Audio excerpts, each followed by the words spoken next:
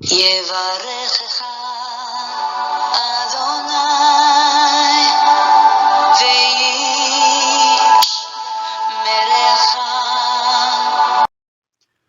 예, 바레크카 아도나이 베이시메레카. 사랑하는 성도 여러분, 오늘 하루도 전지전능하신 임마누엘의 하나님께서 여러분에게 복을 주시고 여러분을 안전하게 지켜주시기를 축복합니다. 아멘. 할렐루야. 오늘도 어김없이 능력의 말씀으로 온 우주 만물을 움직이시고 또 우리의 코에 호흡을 주셔서 살아 숨쉬게 하시는 생명의 주 우리 하나님을 찬양합니다. 죄와 허물로 죽었던 우리를 구원하시고자 이 땅에 오셔서 십자가를 져주시고 우리에게 새 생명을 부여해 주신 예수 그리스도의 존귀하신 이름을 찬양합니다. 이 놀라운 구원의 은혜를 깨닫고 또 믿을 수 있도록, 그리하여 예수 그리스도 안으로 들어갈 수 있도록 은혜를 베풀어 주신 성령님의 그 은총을 찬양합니다. 오늘 1189 성경 장별 강의 오늘 102번째 시간으로 레위기 12장의 말씀을 함께 공부하도록 하겠습니다. 오늘 레위기 12장의 제목의 말씀은 산모의 정결 규례. 산모, 이 아이를 낳은 여인이 어떻게 정결해질 수 있는가, 또 여인이 아이를 낳는다는 것이 무슨 의미인가, 하나님의 시각에서 우리가 살펴보는 시간을 갖도록 하겠습니다. 어제 11장에서 우리가 이 짐승들에 대해서, 그렇죠? 이 정하고 부정한 짐승들이 무엇이며 또 물고기가 무엇이며 그 다음에 새와 곤충에 대해서 우리가 살펴봤죠. 그리고 또 어떻게 인간이 부정해질 수 있는가, 부정한 짐승의 사체를 만지거나, 그렇죠? 이 부정한 짐승의 사체를 만지거나, 이 사체가 또 어디에 닿았는데 그 닿은 물건, 그렇죠? 이 사체가 닿은 물건을 또 이렇게 손을 대면 그것도 부정해진다. 어제 그런 얘기를 쭉 나눴습니다. 이제 오늘은 이 아이를 낳은 여인, 이 산모에 대하여 성경은 뭐라고 말씀하시고 어떻게 그들이 정결해질 수 있는지 그 방법을 말씀합니다. 자, 우리 이 출산을 한다는 것, 그렇죠? 이 출산을 한다는 것은 이거는 축복된 일이지요. 하나님께서 에덴 동산에서 첫 번째 인간 아담과 하와에게 생육하고 번성하여 땅에 충만하라 그렇게 말씀하셨습니다. 그게 창세기 1장 28절 말씀이죠. 이것은 하나님이 명하신 명령이고, 그렇기 때문에 이 여인이 아이를 낳는다고 하는 것은 하나님의 명령에 순종한 결과로서 복된 일입니다. 이 출산이라는 것은요. 그런데 왜 하나님께서 오늘 이 성경에 이 아이를 낳은 여인은 부정하다, 그러므로 정결해져야 한다라고 말씀하는지 우리 그런 내용들을 좀 다루도록 하겠습니다. 왜 부정하다고 하는지 본문 속에 가서 우리가 살펴보도록 하겠습니다. 자, 그러면 이제 오늘 레위기 12장의 말씀을 지금부터 공부하도록 하겠습니다. 레위기 12장의 주제 구절은 4절입니다. 그 여인은 아직도 33일을 지내야 산열이 깨끗하리니 정결하게 되는 기한이 차기 전에는 성물을 만지지도 말며 성소에 들어가지도 말 것이며. 자, 아이를 낳고 나면 나중에 뒤에 나오겠지만 남자 아이를 낳고 나면 40일 동안 부정하고 여자 아이를 낳으면 80일 동안 이 부정이 계속 지속이 되어서 이 기간이 지나야만, 그리고 그냥 기간만 지난다는 것이 아니라 제사를 드려야만 이렇게 정결하게 되는 그것이 정결하게 되는 일이 일어난다는 것입니다. 그래서 남자 아이를 낳으면 40일, 여자 아이를 낳으면 80일이라 그렇게 말씀하셨습니다. 자, 그 내용도 우리 본문 속에 들어가서 자세히 살펴보기로 하고요. 이렇게 정결하여지기 전에는 어떻게 하라? 무엇도 하지 말고 무엇도 하지 말라. 성물도 만지지도 말고 성소에 들어가지도 말 것이라. 거룩한 장소와 거룩한 장소에 있는 물건은 그곳에 얼씬도 그리지 말고 건드리지도 말라라고 그렇게 말씀합니다. 그래서 거룩하신 하나님은 이 정결하지 못한 것, 거룩하지 못한 것과 함께 할 수 없으시다는 것을 이 내용을 속에서도 분명하게 나타내고 계신 것입니다. 자, 오늘 레위기 12장의 소주제는 두 가지입니다. 첫 번째, 산모의 부정기간과 금지된 일. 자, 산모의 부정기간. 자, 조금 전에 말씀드렸듯이 남자아이를 낳았을 때는 며칠 동안 부정하고 여자아이를 낳으면 또 며칠 동안 부정하고 그 기간을 의미합니다. 그리고 이때에 뭘 해서는 안 되는지 금지된 일을 1절에서 5절까지 해서 말씀하고요. 두 번째는 출산한 여인, 이 산모에 어떻게 하면 정결해지는가, 어떻게 정결해지는가, 그 의식을 어떤 의식을 치러야 하는가에 대해서 6절에서 8절까지 말씀합니다. 오늘은 1절에서 8절까지 아주 짧은 본문이 되겠습니다. 자, 그러면 우리 이제 본문 속으로 들어가 보도록 하겠습니다. 자, 우리 본문 속에 바로 들어가기 전에 우리 레위기 1장에서 우리가 공부했던, 또 어제도 이 부분을 또 다뤘죠. 레위기를 공부하는 동안에 계속해서 이 도표를 좀 참고하도록 하겠습니다. 자, 우리가 지난 1장에서 7장까지 말씀 속에서 이 제사법들에 대해서 쭉 배웠었다, 그죠? 번소, 화속속, 요고이, 화전, 그래서 5가지 제사와 5가지 제사는 법에 대해서 우리가 배웠고, 그 다음에 두 번째 배운 것이 8장에서 10장까지 제사장 관련 규례, 제사장은 어떤 옷을 입고 무엇을 먹고 이들에게 돌아갈 예물은 무엇이고 그래서 어떻게 제사를 드려야 되는지 제사장과 관련된 규례를 배웠고요. 그리고 이제 어제부터 11장에서 15장까지는 일상생활에서의 정결과 부정, 또 정결함과 부정결한 것, 이 부분에 대해서 이제 다루게 되는데요. 어제 이제 우리가 11장에서 뭘 배웠다고요? 음식에 대해서 배웠습니다. 그죠? 어떤 음식은 정하고 어떤 음식은 부정하다. 그리고 오늘 이제 12장에서 이 산모에 대해서 오늘 이렇게 배우게 되는 것입니다. 자, 본론으로 들어가서요. 첫 번째, 산모의 부정기간과 금지된 일. 자, 기간과 일에 대하여 금지된 기간과 또 그때 해서는 안 되는 일에 대해서 1절에서 5절까지 살펴보도록 하겠습니다.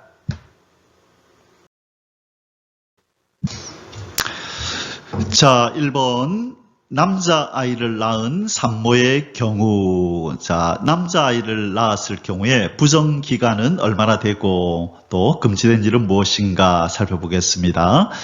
자, 1절에서 우리 4절까지입니다. 여호와께서 모세에게 말씀하여 이르시되 이스라엘 자손에게 말하여 이르라. 여인이 임신하여 남자를 낳으면 그는 1회 동안을 부정하리니. 자, 남자아이를 낳으면 1회 동안을 부정하다 여겨집니다. 곧 월경할 때와 같이 부정할 것이며 여덟째 날에는 그 아이의 포피를 벨 것이요. 자, 이것은 복용수술이죠. 자, 지금 현대 말로는 복용수술이라 그러고 또 그 당시의 말로는 뭐라 그러죠? 할례를 행한다. 난지 8일 만에 할례를 행한다. 이제 의학적으로도 이때가 이 아이에게 가장 이 복용수술을 하기에 좋은 때라고 의사들이 그렇게 말을 한답니다. 정확한 의학적 어떤 지식은 제가 없어서 설명은 못 드리겠고요. 의사들이 그렇게 말하는 것을 들었습니다. 자, 그 여인은 아직도 33일을 지내야 산혈이 깨끗하리니 정결하게 되는 기한이 차기 전에는 성물을 만지지도 말며 성소에 들어가지도 말 것이며. 자, 이 여인이요, 남자를 낳던 여자를 낳던 1회 동안 7일 동안은 이렇게 격리되어 있어야 합니다. 왜 그러냐면 이 부정한 자로 취급이 되어서 이 공동체에서 이제 격리가 되는데요. 어디서 격리가 된다고요? 그 사회에서 공동체에서 격리가 되는데 이것은 이 아이를 낳은 여인 자체가 부정하기 때문이 아니라 여인 자체가 부정하다는 뜻이 아니라 이 출산 시에 발생하는 어떤 이 좋지 않은 피 이것이 바로 감염되는 것을 이 피로 인해서 어떤 병들이 감염되는 것을 피하기 위함이었습니다. 그래서 그 당시로 이 의학이 발달되지 않았기 때문에 그 지식이 부족했겠죠. 이런 피가 그냥 우리에게 무관한지 아니면 뭘 감염시키는지 이런 것들에 대해서 그들은 그 충분한 지식이 없었기 때문에 이 산모가 흘리는 이 유출물이 이 감염을 일으킬 수 있다라고, 그래서 부정하다라고 여긴 것입니다. 그래서 7일 동안을 이 공동체로부터 격리시키는 그런 일이 있었던 것입니다. 원래 이거 출산하고 번성하는 것은, 그죠? 조금 전에도 앞에서 말씀드렸지만 창세기 1장 28절에서 아담과 하와에게 내렸던 하나님의 명령이었습니다. 생육하고 번성하여 땅에 충만하라는 이것은 하나님이 창조 때에 말씀하신 명령이고 또 인간에게 주어진 축복이었습니다. 그러나 이 명령이, 이 복이, 그죠? 뭐로 변했어요? 고통과 저주가 되어버린 것입니다. 뭐가요? 이 출산을 한다는 것이 바로 이 여인에게는 고통이 되고 하나의 저주거리가 된 것입니다. 왜 그렇죠? 이 범죄 전에는 여인이 아이를 낳았지만 그렇게 큰 고통이 없이 낳았거든요. 그랬는데 이 죄를 지은 이후에 하나님께서는 여인에게 출산하는 고통을 크게 더하리라. 그래서 이 출산하는 일이 이 고통이 되었고 이것이 하나의 저주의 일부분이 되었던 것입니다. 그래서 하나님이 이 출산하는 이 여인의 이 행위를 그냥 좋게만 보는 것이 아니라 이것도 하나의 죄의 결과로서 고통이 더해진 일, 저주가 더해진 일로 이 출산을 보고 이 출산 시에 유출되는 그 유출물, 그 좋지 않은 피를 부정하다라고 그렇게 말씀하는 것입니다. 그래서 이렇게 여인을 격리시킨 것입니다. 자, 이 이후부터 이렇게 여인으로부터 태어나는 모든 인간은 의인인가요? 죄인인가요? 다 죄인으로 태어나는 거죠. 그렇죠? 범죄한 아담과 하와의 후손으로 태어나는 모든 인간은 다 죄인으로 이 땅에 태어나는 것을 의미하는 겁니다. 그래서 여인이 아이를 낳으면 부정하다, 이것은 바로 이 아담의 후손으로 태어난 모든 인간들은 다 죄인이다라는 것을 이렇게 암시하고 있는 것입니다. 자, 여기에 보니까 남자를 낳으면 7일 동안 부정하다 여겨져서 격리가 되는데, 여기에는 성경에는 격리시켜라, 여기 오늘 본문에서는 그 내용은 나오지는 않죠. 그러니까 부정하다는 말은 이 부정하니까 떨어져 있으라 이 말이에요. 그래서 격리를 원래 시키게 되어 있습니다. 그리고 격리가 된 후에 이제 이 7일 동안 격리는 끝났을지라도 그 사녀리 그 출산하고 나서 그 몸이 정상으로 돌아와서 깨끗하게 되기까지는 33일을 더 기다려서 정결하게 되게 된다는 거예요. 그래서 총 며칠이 걸리죠? 남자를 낳으면 40일을 이렇게 부정한 상태로 있게 되는 것입니다. 자, 이번에는 여자아이를 낳은 산모의 경우, 자, 12장 5절입니다. 여자를 낳으면 그는 2일에 동안 부정하리니 월경할 때와 같을 것이며 사녀리 깨끗하게 됨은 66일을 지내야 하리라. 자, 앞에서 제가 좀 실수를 한 것 같네요. 이 남자를 낳으면 며칠 동안 부정하다 그랬었죠? 7일, 그렇죠? 남자는 7일간 부정하고, 이때 7일의 부정이라는 말은 이것은 절대 부정이에요. 절대적으로 부정하여 이때는 격리를 시켜야 되는 것입니다. 격리를 시키고, 그 다음에 7일 동안은 격리고, 그 다음에 33일을 기다리는데, 그렇죠? 이때 기다릴 때는 뭐 하면 안 되죠? 성소에 들어가면 안 되고, 성물을 만져서도 안 되는, 그래서 7일 동안은 절대 부정의 기간, 그리고 7일이 지나고 33일 동안은 이 산혈이 깨끗해질 때까지 기다리면서 성소에 들어가면 안 되고 성물을 만져서도 안 되는데, 자, 이거는 이제 남자를 낳았을 경우에, 자, 오늘 그리고 5절에서는 이제 여자를 낳았을 경우에는 어떻게 되느냐, 절대적으로 부정하는 기간이 14일, 그렇죠? 14일.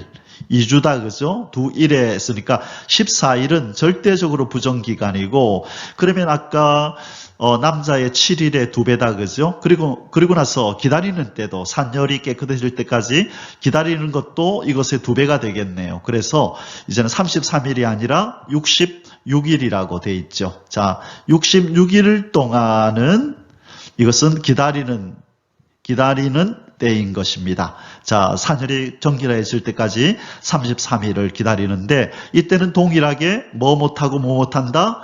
성소에 들어가면 안 되고 성물을 만져서도 안 되는 것은 똑같은데, 남자아이를 낳았을 때와 여자아이를 낳았을 때의 차이점은 뭐다? 남자는 7일, 여자는 14일을 절대 부정, 그리고 기다리는 시기는 33일을 기다리고 여자는 66일을 기다려서 딱 2배의 어떤 기간이 필요하다는 것을 오늘 성경에서 말씀합니다. 자, 이제 두 번째 소주제를 다루도록 하겠습니다. 출산한 여인의 정결의식. 자, 그러면 이제 어떻게 정결하게 되는가? 아까 이 남자를 낳으면, 그렇죠? 남자를 낳으면 7일간 부정하여 격리되고, 그리고 며칠을 더 기다려서 33일을 기다려서 총 40일 후에, 그렇죠? 정상적으로 돌아오고, 여자는 며칠 동안 절대 부정, 14일 동안 부정하여 격리가 되고, 그 다음에 66일을, 그죠? 더 기다려서 이제 정상적으로 돌아오네요. 그래서 80일이 걸린다. 왜 하나님께서 이 40일을 기다리고 또 80일을 기다려서 이렇게 정상적인 삶으로 돌아오게 하셨을까요? 이것은 오늘날에도 우리가 이것을 고려해서 출산 휴가를 주잖아요. 그죠? 출산 휴가 같은 개념이라 보시면 됩니다.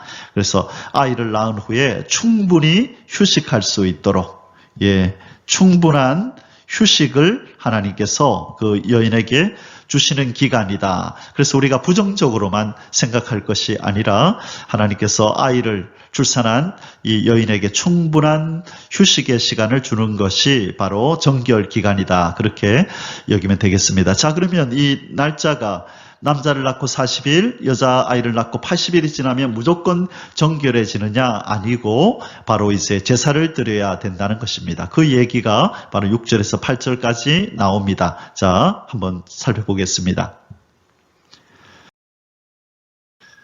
1번, 출산 후 번제와 속죄제를 드려야 함.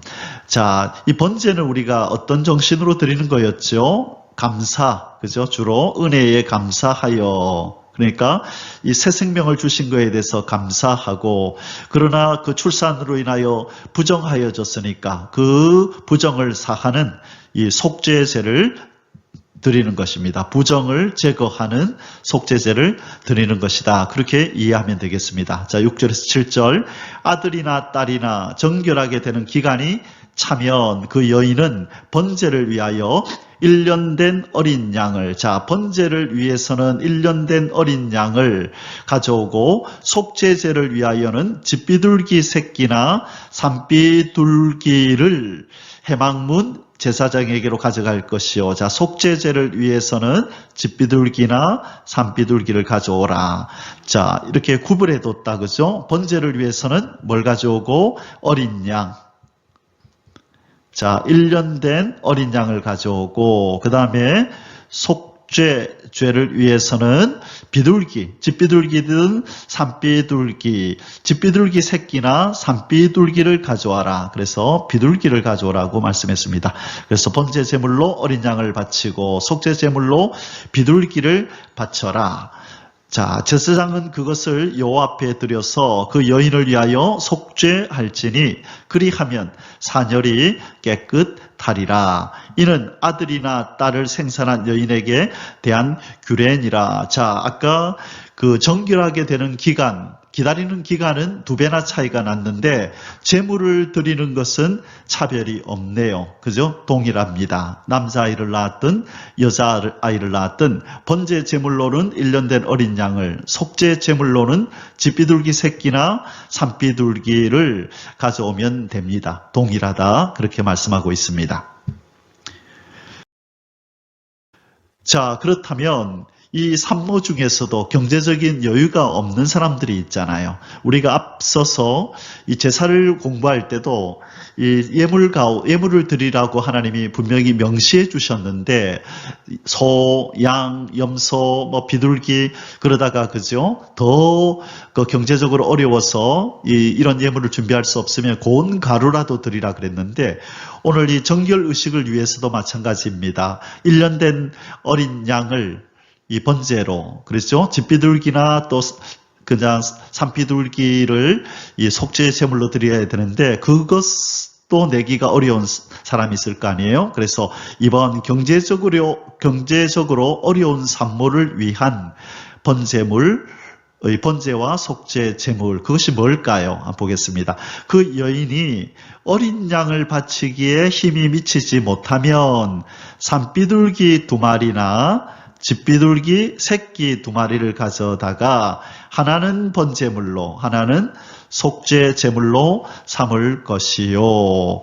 제사장은 그를 위하여 속죄할지니 그가 정결하리라. 자, 뭘 대신해 주신 거죠? 아까 번제 제물로 1년 된 어린 양을 가져오라 그랬잖아요. 그죠? 1년 된 어린 양을 가져오라 그랬고 속죄 죄는 비둘기였잖아요. 그렇죠?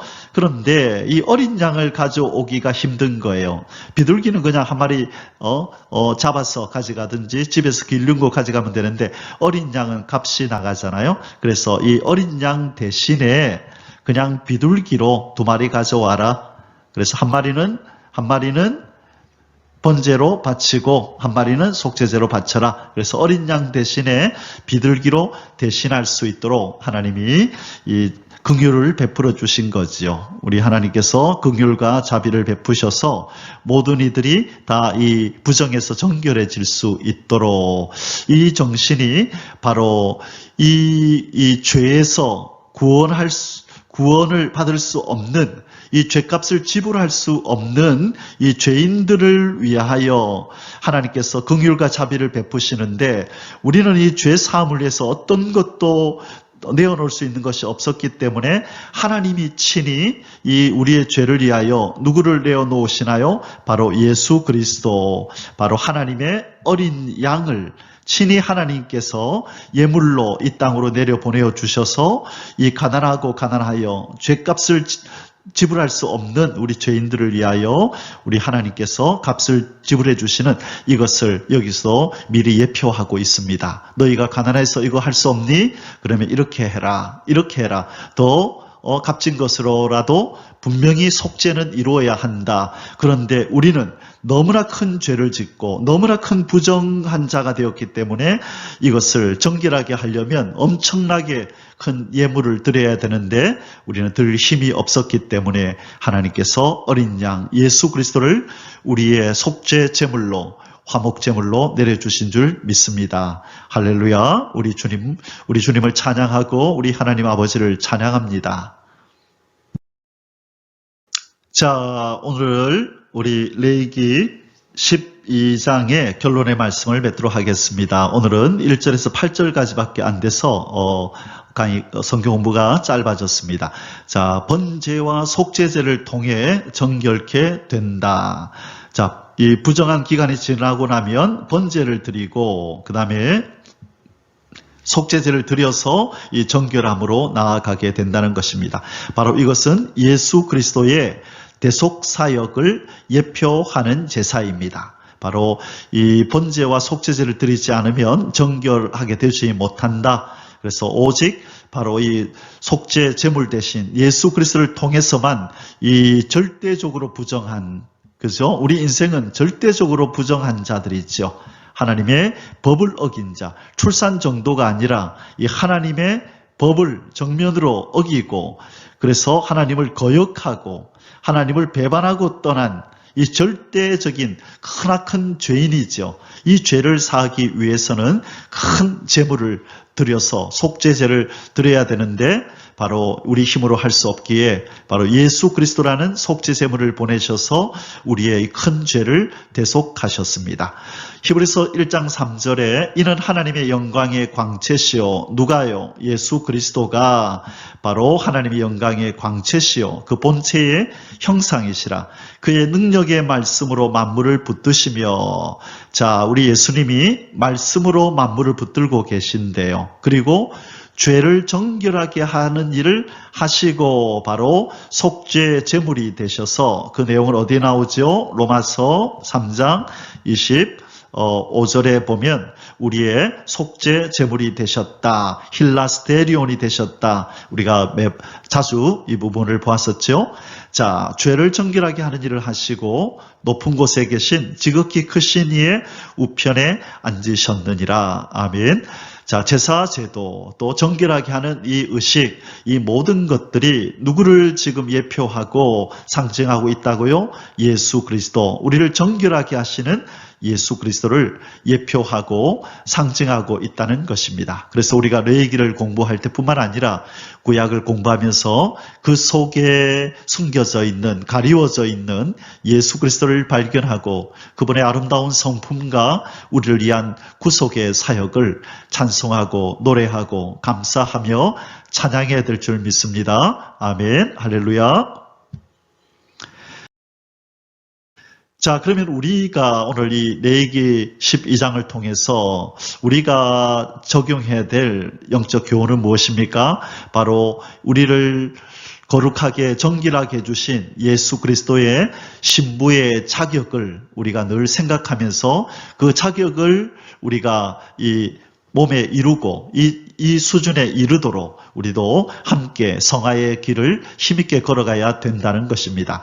자, 이 예수님의 신부의 자격은 여러 가지로 우리가 말할 수 있겠지만 두 가지입니다.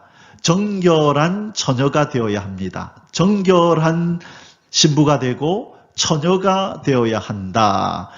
자, 이것은 무엇이냐? 정결은 성숙을 정결을 의미하고 그렇죠?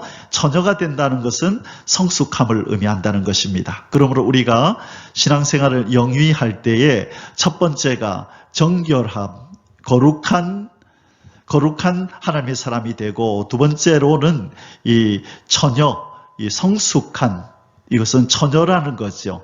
자, 결혼은 어린 여자아이가 하는 것이 아니라 처녀가 하는 것이죠. 어른이 하는 것입니다. 그래서 우리가 예수 그리스도의 신부가 된다고 할 때 우리가 거룩한 주님의 신부가 되어야 될 뿐만 아니라 성숙한 처녀가 되어야 되지 맨날 어린아이 같은 신앙으로 그냥 어린 양만 부리는 그런 신앙 상태로서는 예수 그리스도의 신부라 할 수 없다는 것입니다. 그러므로 우리를 정결하게 하신 예수 그리스도의 신부가 되기 위해서는 성숙하고 정결한 이런 신부가 되어야 될 줄 믿습니다. 그래서 고린도후서 11장 2절에서 사도 바울은 이렇게 설명하고 있습니다. 내가 하나님의 열심으로 너희를 위하여 열심을 내노니 내가 너희를 정결한 처녀로 한 남편인 그리스도께 드리려고 중매함이로다. 자, 이 전도하는 것을 전도하여 주님께로 인도하는 행위를 뭐라고 표현했어요? 중매한다는 거예요. 누구에게? 한 남편인 그리스도에게. 그런데 아무나 중매하면 뺨 맞죠. 어떤 사람을 중매해야 된다고요? 정결한 처녀를 중매해야 된다는 것입니다. 그래서 사도 바울이 바로 전도하여 이 사람을 이렇게 구원한 후에 이를 양육하여서 그죠? 양육하는데 어떤 사람으로 양육한다? 정결한 사람으로, 처녀로 성숙한 사람으로 이 두 가지를 양육한다는 거예요. 이 양육은 이 두 가지를 포함하는 겁니다. 거룩한 삶에 이르도록 성숙한 삶에 이르도록 이 두 가지를 양육해서 이 한 남편인 예수님에게 데리고 가서 결혼을 시키는 그런 중매하는 이런 행위를 바로 전도하는 행위다, 양육하는 행위다, 그렇게 말하는 것입니다. 사랑하는 성도 여러분, 오늘 우리 이 여인의 산모의 정결 규례를 배우면서 이 우리를 정결하게 해주신 주님 앞에 감사하고 더욱더 정결한 모습으로 성숙한 처녀로, 정결한 처녀로 그분 앞에 서서 다시 오실 주님을 만날 수 있기를 위하여 힘쓰는 그런 하루가 되시기를 주님의 이름으로 축복합니다. 아멘. 할렐루야.